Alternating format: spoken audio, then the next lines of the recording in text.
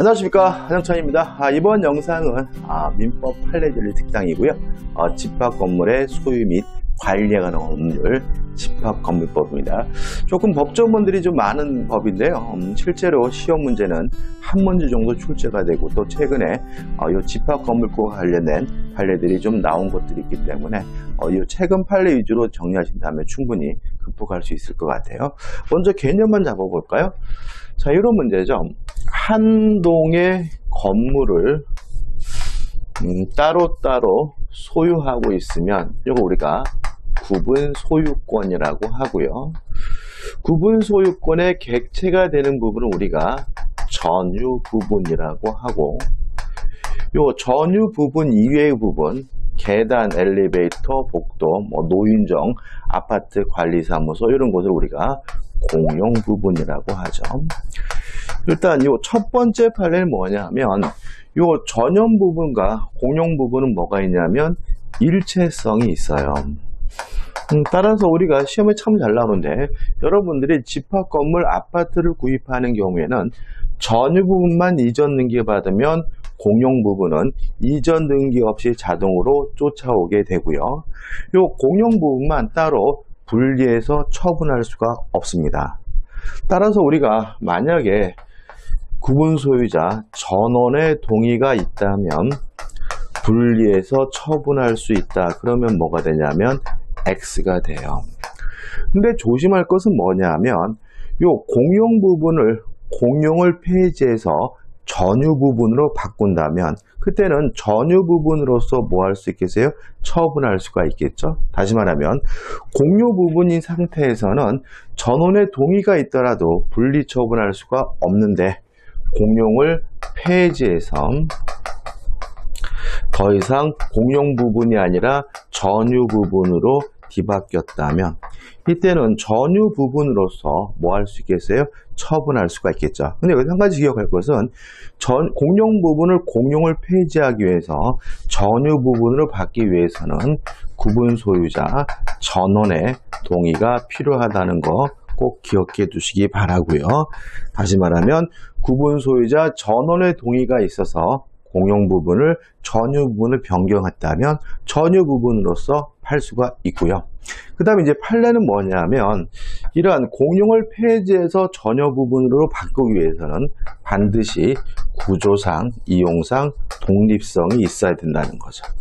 따라서 우리가 구조상, 이용상 독립성이 있는 아파트 관리사무소나 노인정 같은 경우는 공용을 폐지해서 전유 부분을 바꿔서 처분할 수가 있지만, 복도나 계단, 엘리베이터 같이 구조상, 이용상 독립성이 없는 경우에는 구분 소유자 전원의 동의가 있더라도 전유 부분으로 바꿀 수 없다는 거 좀 주의하셔야 됩니다. 자, 그러면 판례를 한번 읽어보죠.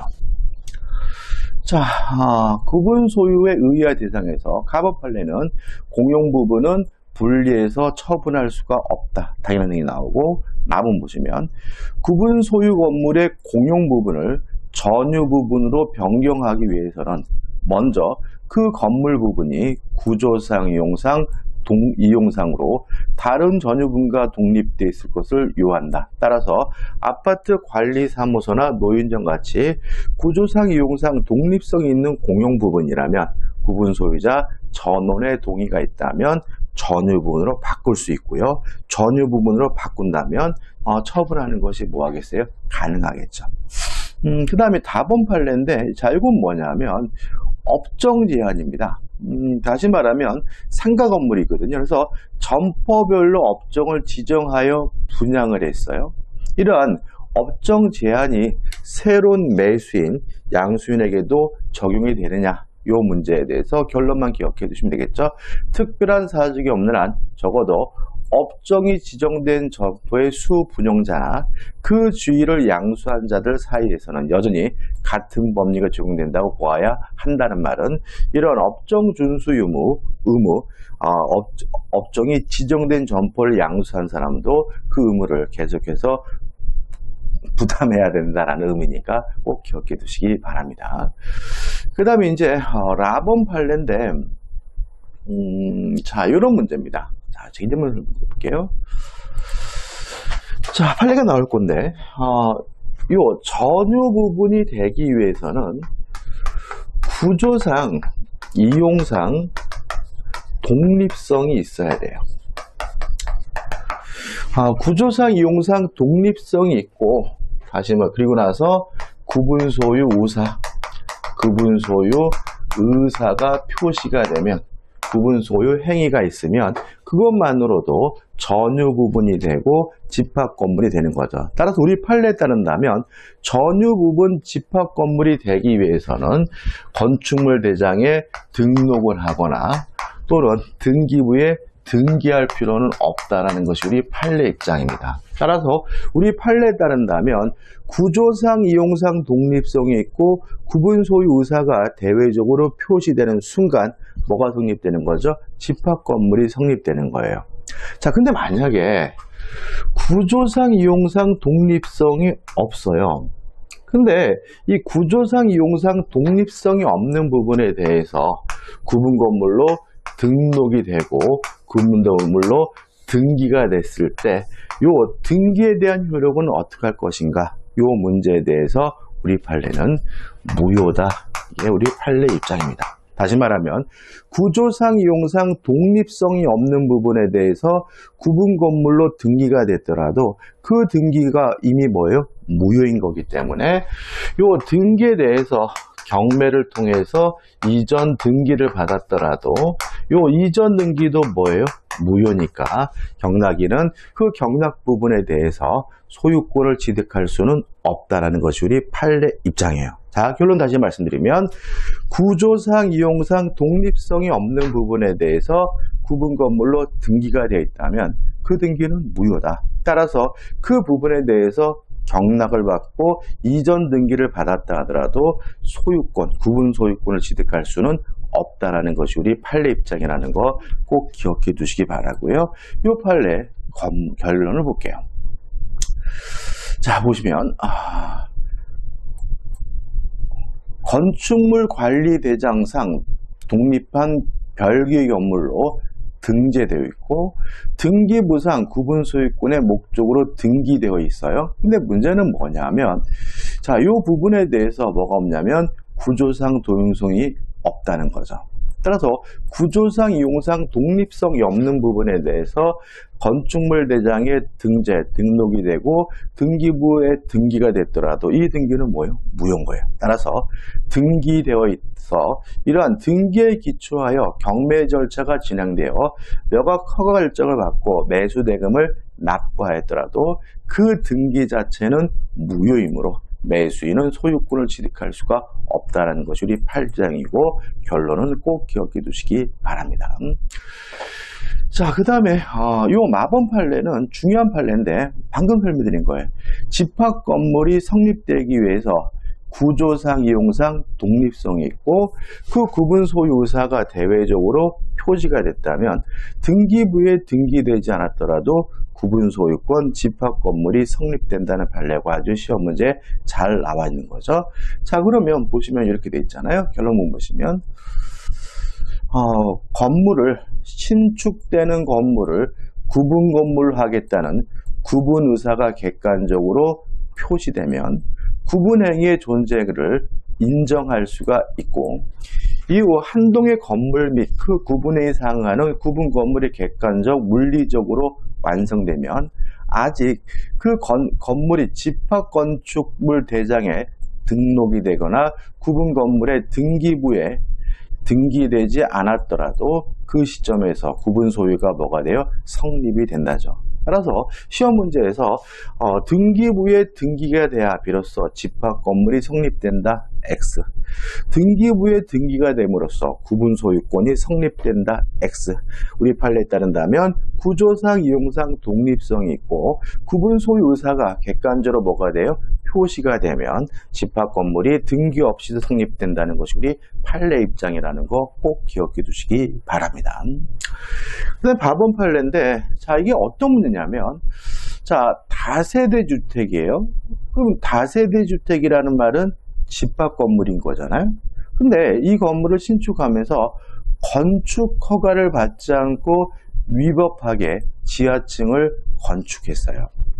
그러면 이 지하층이 공용 부분으로 추정해야 되느냐 아니면 전유 부분으로 추정돼야 되느냐 이 문제에 대해서 우리 판례는 처분권자의 구분 의사가 명확하게 표시되지 않는 이상 공용 부분으로 추정하는 것이 사유관념이나 거래관념에 부합한다라고 판시하고 있는 거죠. 따라서 만약 시험 문제에서 건축어가 없이 위법하게 지하층이 건축된 경우에는 전유 부분으로 추정된다 그런 거죠.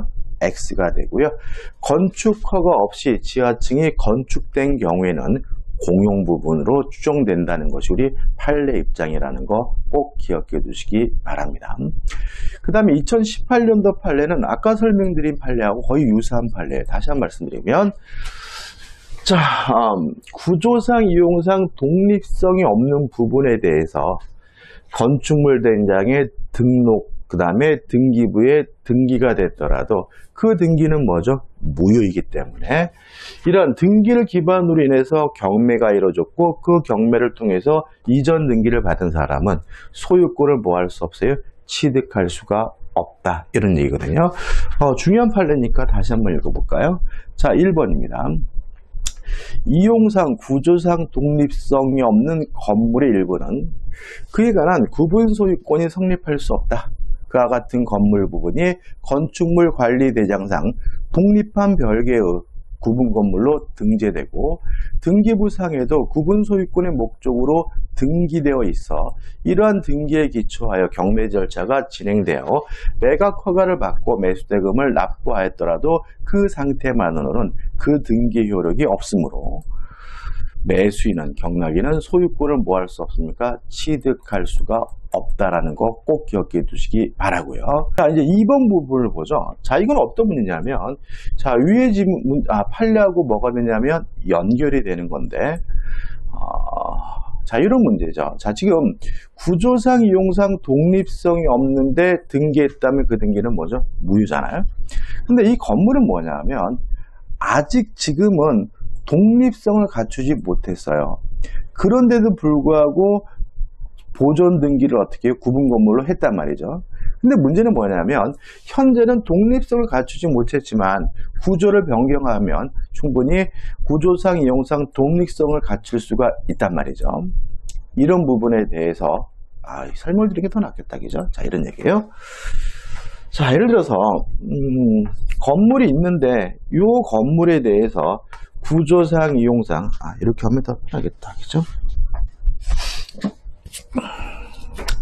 이쪽에서 설명드리겠습니다. 자, 건물이 있는데 이 건물의 일부에 대해서 지금은 구조상 이용상 독립성이 없어요. 없는데 불구하고 집합 건물로 구분 소유권으로 뭘 했냐면 등기를 했단 말이죠. 그럼 이 등기는 뭐예요? 무효인 거예요.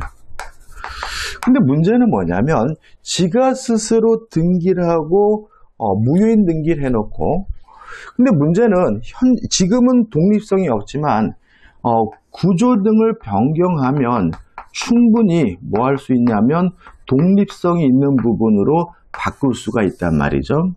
그런데도 불구하고 이 사람이 나중에 무효임을 주장하거나 그런 것은 신의칙상 뭐 되지 않냐면 허용되지 않는다는 판례입니다. 이것도 이제 기본적으로 뭐가 되는 거죠? 금반원의 원칙인 거죠. 다시 말하면 스스로 자신이 독립성이 없는 부분에 대해서 구분 등기를 해놓고 나중에 경매를 받은 사람에게 무효를 주장하는 것은 신의칙에 반한다. 근데 기본 전제는 뭐예요? 구조 등을 변경해가지고 독립성을 갖출 수 있는데도 불구하고 구조 등을 변경하지 않고 무효임을 주장하는 것은 신의칙상 허용되지 않는다는 의미가 되니까 좀 기억해 두시기 바랍니다. 자, 정리해 볼게요. 자, 구조상 이용상 독립성이 없는 부분에 대해서 구분 소유 등기를 했다면 그 등기는 무효다. 따라서 그 등기를 통해서 경락을 받은 사람은 기본적으로 소유권을 취득할 수가 없는 거죠. 근데 만약에 그런 무효 등기를 한 사람이 또 실제로 변경 등을 통해서 독립성이 있는 것으로 갖출 수 있음에도 불구하고 나중에 무효임을 주장하는 것은 신의칙상 허용되지 않는다는 것이 우리 판례 입장이라는 거 주의하시기 바랍니다. 자, 그럼 이제 판례를 이해할 수 있을 거예요. 자, 보시면. 자, 일단 한동의 건물을 신축하여 구조상, 이용상 독립성을 갖추지 못한 부분을 스스로 구분 건물로 건축물 관리 대장에 등재하고 소유권 보존 등기를 마쳤어요. 그러면 물론 이 등기는 현재 뭐인 거죠? 무효인 거죠. 근데 문제는 구조상, 이용상 독립성을 갖출 수 있대요. 그러면 구조 등을 변경해 가지고 구조상, 이용상 독립성이 있는 부분으로 바꿀 수도 있는데도 불구하고 소유권 이전 등기를 마친 사람이나 아니면 근저당권 설정 계약에 따라서 근저당권 설정 등기를 마친 사람을 상대로 또는 이러한 근저당권에 기초한 임의 경매 절차에 따라서 소유권 이전 등기를 마친 자를 상대로 멸실 등기 절차 또는 그 해당 건물 부분에 인도를 청구하는 것은 마찬가지 적용된다는 것은 신의 측에 반환되기 때문에 허용되지 않는다는 의미가 되는 거죠. 다시 말하면 스스로가 구조상, 이용상 독립성이 없는 부분에 대해서 구분 소유 등기를 해놓고 나중에 그것을 근거로 해서 소유권 등을 이전받은 사람에게 무효임을 주장하는 것을 신의 측에 반할 수 있다는 거 꼭 기억해 두시기 바랍니다. 그 다음에 아번 판례는 2019년도 최근 판례죠. 자, 이거 어떤 문제냐면 지금 출입문에 표시되어 있는 동호수가 등기부에 나와 있는 동호수와 일치되어 있지 않아요. 그래서 보시면 밑에 볼까요?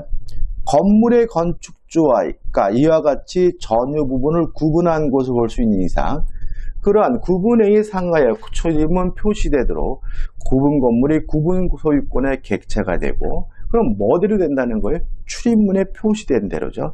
그것이 등기부에 반영된 것으로 보아야 하며 또한 경매 절차에서 구분 건물을 매매한 경우 매수인이 소유권을 취득하는 대상은 현재의 등기부가 표상하는 구분 건물이므로 각 회사가 경매 절차에 매수한 구분 건물이 의리점유한 구분 건물이라 볼 수는 없다라는 말은 결국은 출입문에 표시된 동호수와 등기부의 동호수가 불일치되어 있다면 그것을 통해서 경락을 받은 사람은 무엇을 경락받은 거죠?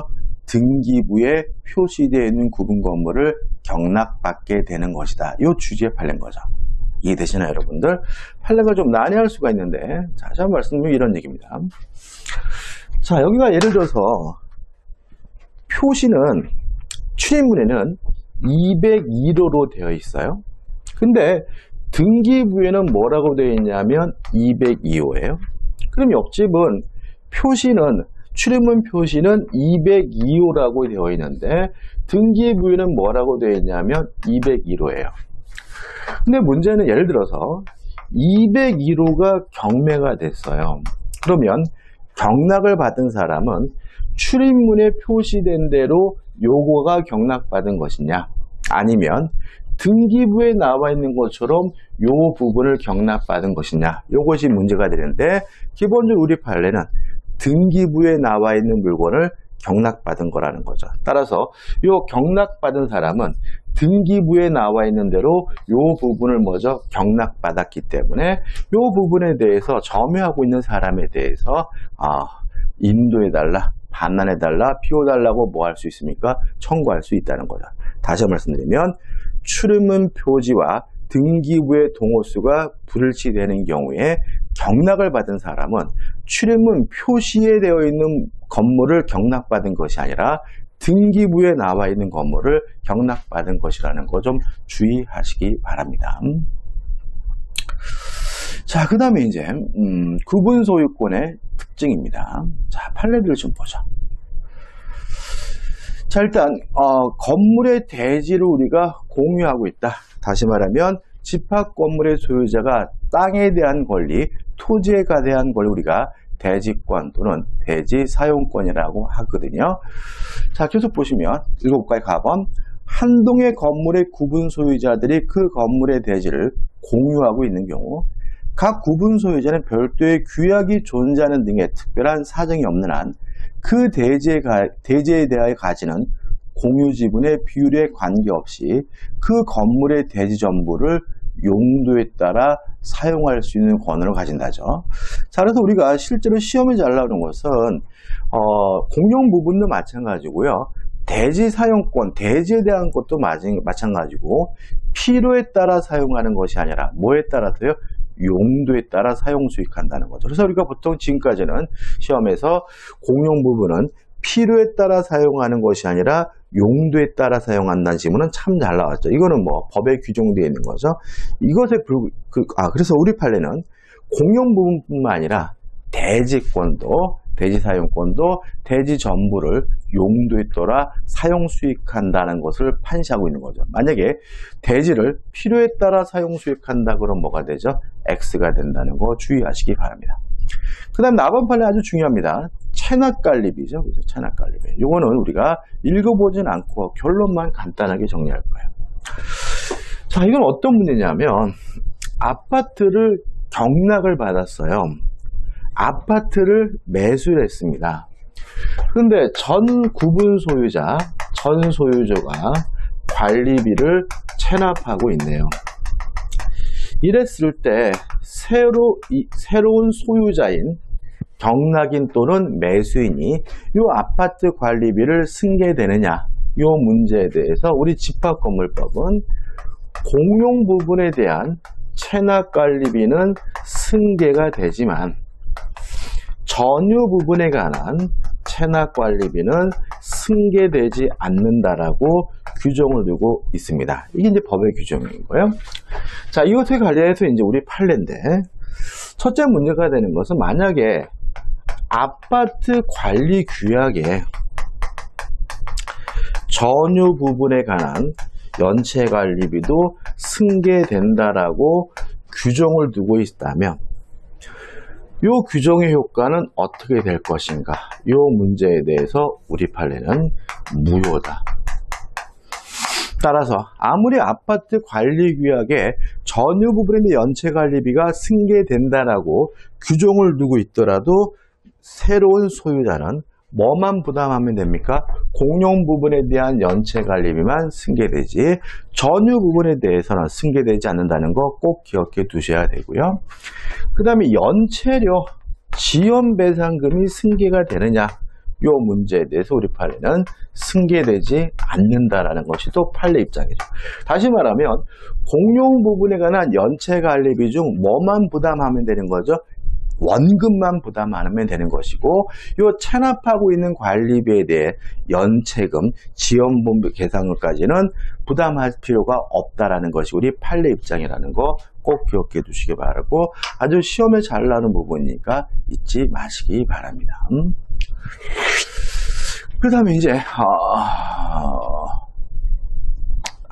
하자담보층에 관한 얘기를 볼 건데, 자, 이런 것들이 좀 있어요. 좀 치사한 것 같은데, 예를 들어 가지고 우리가 아파트를 건설할 때 도면을 이제 허가받기 위해서 제출하겠죠, 그죠? 근데 보통 이제 도면이 여러 가지예요. 처음에 사업을 승인받기 위해서 만든 도면이 있을 거고, 그 다음에 또 건설을 시작할 때 착공을 위한 도면도 있을 거고요.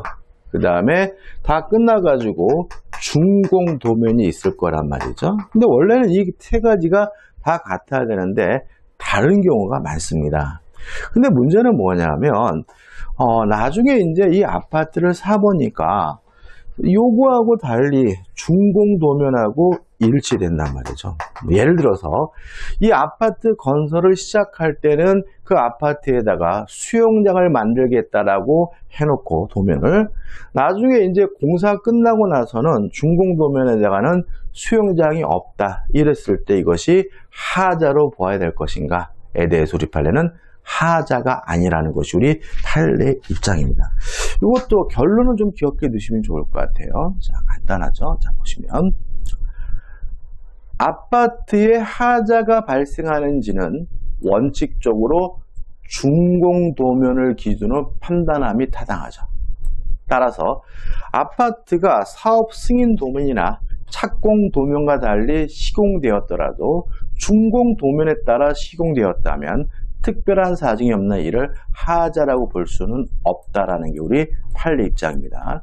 따라서 우리 시험 문제에서 만약에 준공 도면에 일치되지만 사업 승인 도면과 불일치되는 경우에 그것은 하자다라고 하면 뭐가 돼요? X가 된다는 거 주의하시기 바랍니다. 그 다음에 이제 공용 부분의 관리 행위는 관리단 집회 결의도 결정해야 돼요. 근데 입주자 대표회의의 결의로 공용 부분에 대한 관리 행위를 했다면 그것이 어떻게 될 것인가? 이 문제에 대해서 우리 판례는 결론만 기억하면 허용될 수가 없다라는 게 결론입니다. 다시 말하면 공용 부분에 대한 관리 행위는 관리단 집회의 결의죠. 다시 말하면 구분 소유자 집주인의 모임에서 결의를 해야 되는 거예요. 따라서 만약에 입주자 대표회의의 결의에 따라서 공용 부분에 대한 관리를 행했다면 그것은 뭐 되지 않습니까? 허용되지 않는다는 거 꼭 기억해 두시기 바랍니다. 그래서 2번 보시면 집합 건물의 공용 부분과 대지에 관한 관리 업무는 기본적으로 구분 소유자들로 구성된 관리단과 이를 대표하는 관리인에게 있는 겁니다. 어디에게 있는 게 아니에요? 입주자 대표회의에 있는 것은 아닌 거죠. 따라서 입주자 대표회의의 결의에 따라서 이루어진 공용 부분에 관한 대한 관리 행위는 뭐 될 수 없습니까? 허용될 수 없고 위법하다는 것이 우리 판례 입장이라는 거 꼭 기억해 두시고 입주자 대표회의와 관리단은 다르다는 거 잊지 마시기 바랍니다. 그 다음에 이제 집합 건물의 대지 사용권이 나오는데 가번 판례는 특별한 것은 없어요. 일단 기본적으로 뭐냐면 일체성에 관한 판례들인 거죠. 자, 이런 얘기입니다. 너무나 당연한 거지만 제 생각에는 그렇지만 시험에는 잘 나와요. 자, 지금 예를 들어서 세 가구가 있다고 할게요. 그래서 201호에서 가백 201호 전유 부분에 대해서는 뭐가 있냐면 부분 소유권이 있는 거고요. 요 대지 사용권, 토지 사용권에 대해서 뭐가 있는 거죠? 대지 사용권이 있는 거죠. 물론 구분 소유자가 이 대지 사용권은 공유고 갑은 이 대지 사용권에 대해서 뭐가 있는 거죠? 지분이 있는 거죠. 일단 기본적으로 뭐가 있냐면 일체성이 있죠. 따라서 갑이 만약에 구분 소유권을 처분하면 대지 사용권에 대한 권리도 자동으로 매수인에게, 양수인에게 이전하고요. 이 대지 사용권에 대해서 굳이 뭐 할 필요 없어요? 등기할 필요가 없는 거죠. 근데 만약에 이 사람이 첫째, 대지 사용권만 따로 분리해서 처분했을 때 그 처분 행위 효력은 어떻게 할 것인가? 이 문제에 대해서 첫째, 무효다 라는 거고요. 두 번째, 저당권의 서력이죠. 구분 소유권에 만약에 저당권이 설정이 됐다면 이 저당권 효력이 어디에도 미치냐면 대지 사용권에도 미친다. 따라서 대지 사용권이 나중에 사후에 취득된 대지 사용권이라 하더라도 사후에 취득한 대지 사용권에 대해서도 저당권 효력이 미치므로 경락을 받은 사람은 구분 소유권뿐만 아니라 대지 사용권도 함께 뭐하게 되는 거죠? 취득하게 되는 것이죠. 자, 정리해 볼게요. 자, 구분 소유권과 대지 사용권에 대한 지분은 일체성을 띱니다. 원칙적으로. 따라서 분리해서 처분할 수가 없는데도 불구하고 나중에 사후에 취득한 대지 사용권을 분리해서 처분했을 때 그것을 어떻게 볼 것인가? 일단은 뭐죠? 무효다. 그 다음에 구분 소유권의 저당권이 설정된다면 그 저당권 효력은 어디에도 당연히 미칩니까? 대지 사용권에 당연히 미치므로 사후에 나중에 취득한 대지 사용권이라 하더라도 경락인은 구분 소유권뿐만 아니라 대지 사용권도 자동으로 취득하게 된다는 거 꼭 기억해 두시기 바랍니다. 뭐 은근히 시험에 잘 나오죠? 너무나 당연한 얘기죠. 자, 나번 판례 보시면 이게 나왔죠. 결론 보시면 사후에 취득한 대지 지분을 전유 부분의 소유권을 취득한 양순이 아닌 제3자에게 분리 처분하지 못한다고 할 것이고, 이를 위반한 대지 지분의 처분행위는 그 효력이 없다, 무효다라는 것이 우리 판례 입장이라는 거 꼭 기억해 두시기 바라고요. 그 다음에 답은이죠. 읽어볼까요? 집합 건물의 소유 및 관리에 관한 법률 제20조에 의하면 분리 처분이 금지되는 대지 사용권이란 구분 소유자가 전유 부분을 소유하기 위하여 건물의 대지에 대하여 가지는 권리물. 이건 뭐죠? 대지 사용권의 개념인 거죠. 구분 소유자가 아닌 집합 건물의 건축 전부터 전유 부분의 소유와 무관하게 집합 건물의 대지로 된 토지에 대하여 가지고 있던 권리는 같은 법 제20조에 규정된 분리처분 금지 제한을 받지 않는다라고 나와 있죠. 다시 말하면 이거는 너무나 당연한 것인데, 전제가 뭐냐면 구분 소유자가 아닌 사람이, 그러니까 아파트 주민이 아닌 거죠. 집합 건물의 건축 전부터 전유 부분 소유와 무관하게 집합 건물의 대지로 된 토지에 대하여 가지고 있던 권리는 대지 사용권이 아닌 것이고, 따라서 분리 처분 금지 제한을 받지 않는다라는 거 좀 기억해 두시기 바랍니다. 복잡한가요? 간단하게 결론만 기억해 두시면 됩니다. 자, 그 다음에 라번 판례죠.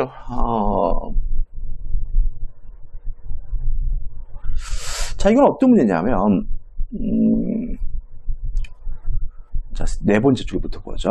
그러므로 구분 소유권 이미 성립한 집합 건물이 중축이 되어 새로운 전유 부분이 생긴 경우에는 건축자의 대지 소유권은 기존 전유 부분을 소유하기 위한 대지 사용권이 이미 성립하여 기존 전유 부분과 일체 불가불성을 가지게 되었으므로 규약 또는 공정증서로서 달리 정하는 등의 특별한 사정이 없는 한 새로운 전유 부분을 위한 대지 사용권이 될 수는 없다라고 판시하고 있습니다. 이게 2017년 판례인데 시험에 나온 적은 없지만 좀 생각을 좀 해볼 필요가 있는 거죠. 자, 이런 얘기입니다. 예를 들어 가지고 집합 건물이 두 가구가 있다 할게요. 101호, 202호 두 가구인데, 그러면 갑과 을이라고 하겠습니다. 그러면 이 대지 사용권은 갑과 을이 뭐하고 있는 거죠? 공유하고 있는 거죠. 물론 일체성을 띱니다. 근데 이것이 예를 들어서 301호로 뭐가 됐냐면 증축이 됐어요. 이 301호는 병의 소유가 됩니다. 그러면 이 병도 이 대지 소유권에 대한 지분을 당연히 뭐하게 되냐고요? 취득하게 되느냐? 이게 문제인데 취득하는 것은 아니라는 거죠. 따라서 이 병이 요 대지 사용권에 대한 공유 지분을 취득하기 위해서는 규약이나 공정증서로서 어떻게요? 달리 정해야 된다는 거예요. 따라서 규약이나 공정증서로서 달리 정한 것이 없다면 여전히 요 대지 사용권은 갑과 을의 공유인 것이지 병의 지분이 인정될 수는 없다는 것이 우리 판례 입장입니다. 다시 한번 읽어볼게요, 여러분들. 자, 다시 읽어보고 주팀부터 봅니다.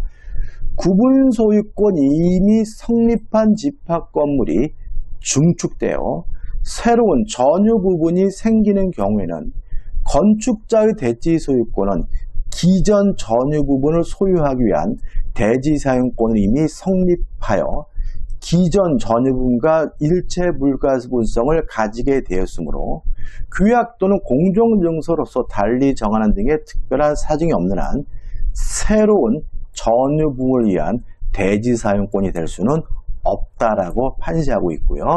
만약에 이 시험에 나오는 질문이 이렇게 나오게 되겠죠.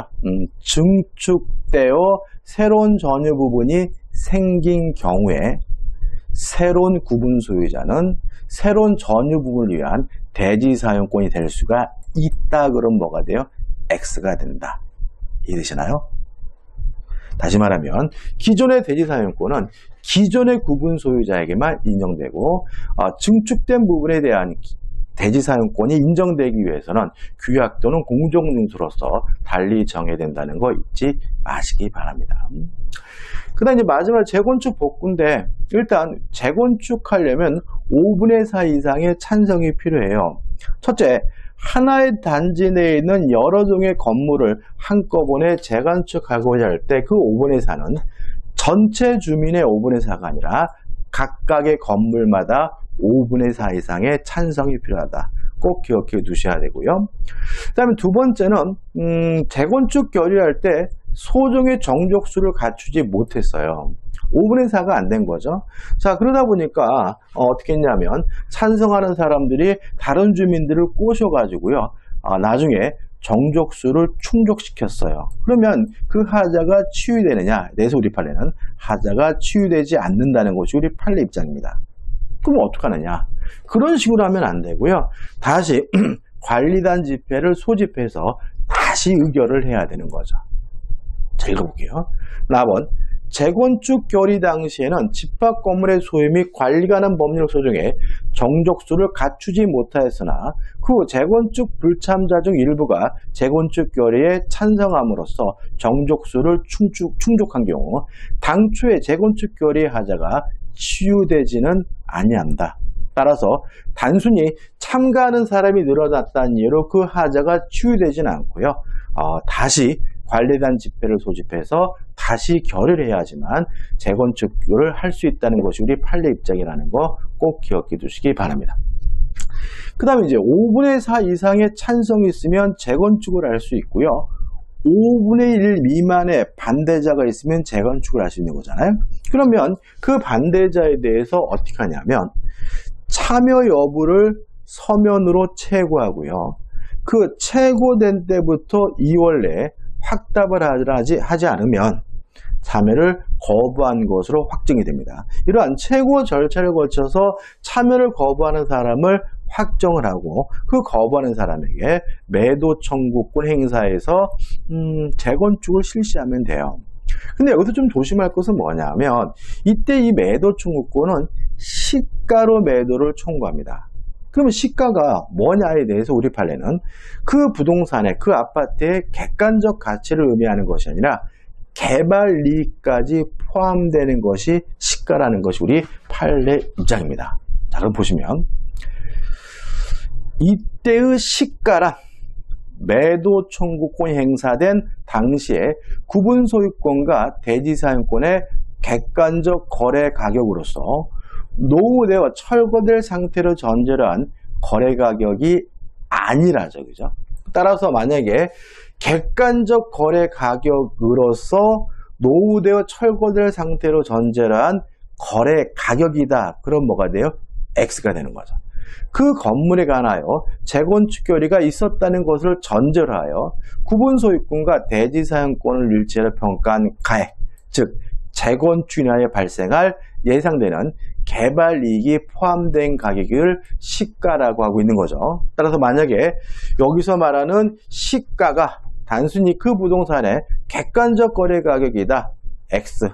개발 이익이 포함된 가격을 의미한다. 그럼 뭐가 되죠? O. 맞는 지문이 됨을 주의하시기 바랍니다. 자, 이번 영상은요, 여기까지입니다. 여기까지고 이제 다음 영상에서 가등기 담보 등이라는 법률하고 그 다음에 부동산 실명법에 대한 판례를 하면서 판례 정리 특강을 마무리할 겁니다. 자, 이 영상이 도움이 되셨다면 구독, 좋아요 부탁드리겠습니다. 고맙습니다.